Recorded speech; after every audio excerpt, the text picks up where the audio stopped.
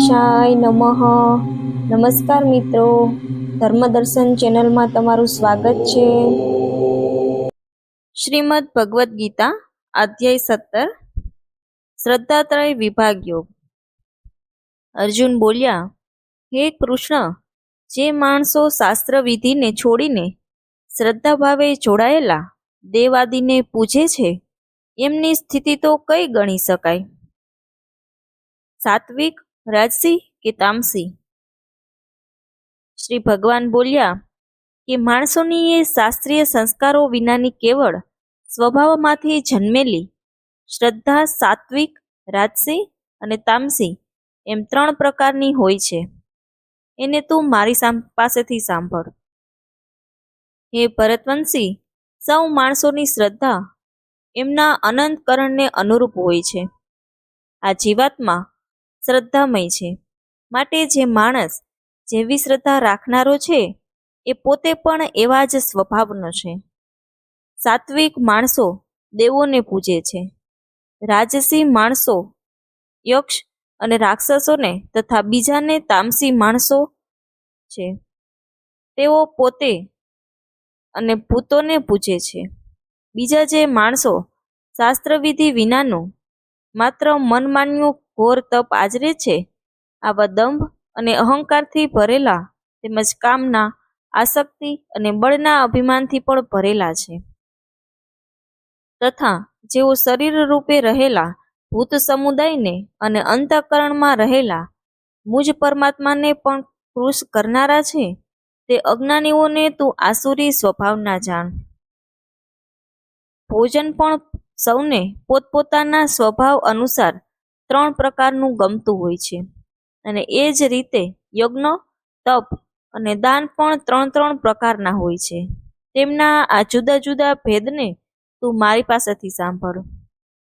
આયુષ્ય, બુદ્ધિ, બળ, આરોગ્ય, સુખ અને પ્રીતિ વધારનાર, રસયુક્ત, શીઘ્ન, સ્થિર રહેનાર અને સ્વાભાવિક રીતે જ મનને ગમે તેવા આહાર એટલે કે ભોજન કરવાના પદાર્થો સાત્વિક માણસને ગમતા હોય છે.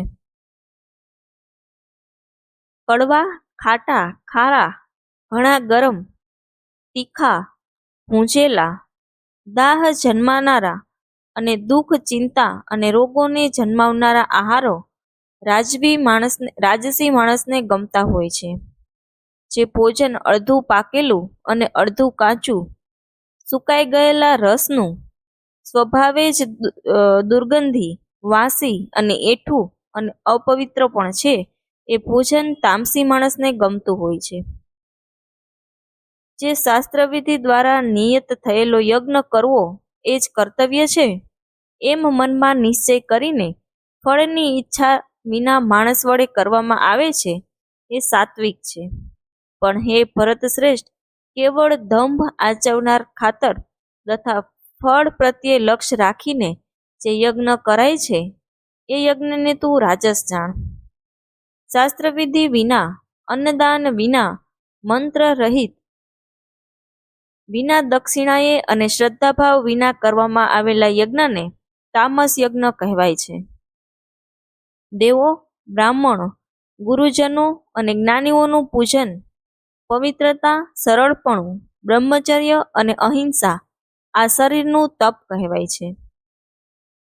જે ઉદ્વેગ ન જન્માવનારું, પ્રિય અને હિતકારક તેમજ યથાર્થ વચન છે, તથા જે વેદશાસ્ત્રોના વાંચનનો અને પરમેશ્વરના નામ જપનો અભ્યાસ છે, એ જ વાણીનું તપ કહેવાય છે.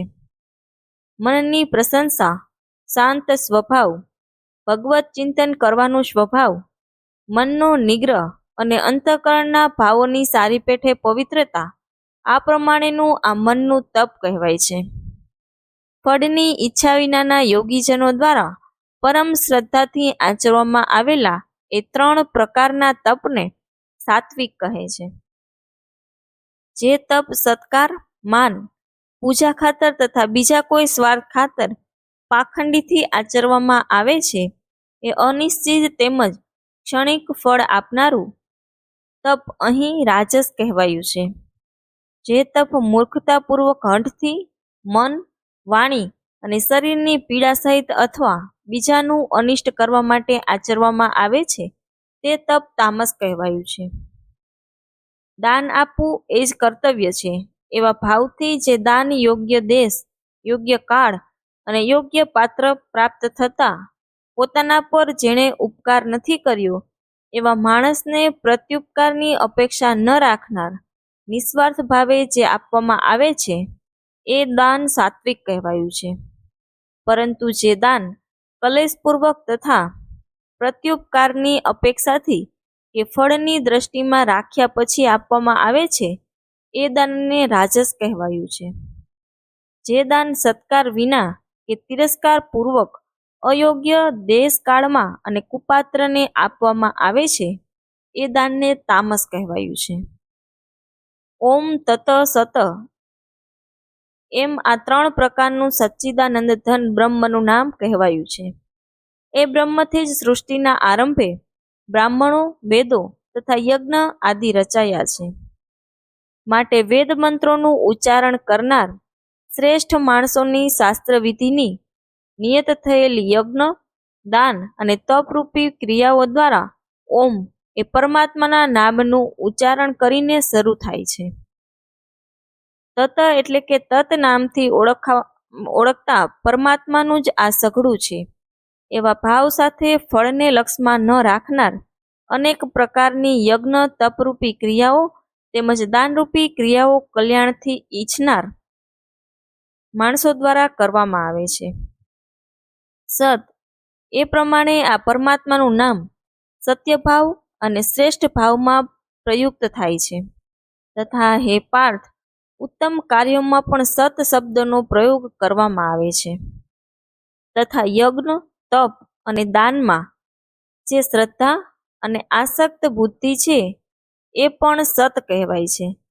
અને એ પરમાત્માને કાજે કરેલું કર્મ તો નિશ્ચિતપણે સત કહેવાય છે. હે પાર્થ, વગર શ્રદ્ધાએ કરાયેલો હવન, દીધેલું દાન, આચરેલું તપ અને જે કંઈ પણ કરવામાં આવેલું શુભ કર્મ છે એ સઘળું અસત કહેવાય છે. માટે ન તો આ લોકમાં લાભદાયી છે કે ન તો મર્યા પછી. ઇતિ શ્રી શ્રદ્ધાત્રય વિભાગ યોગ નામનો 17મો અધ્યાય સમાપ્ત. જો મારો આ વિડીયો તમને ગમ્યો હોય તો શેર, લાઇક અને સબસ્ક્રાઈબ જરૂરથી કરજો. જય શ્રી કૃષ્ણ.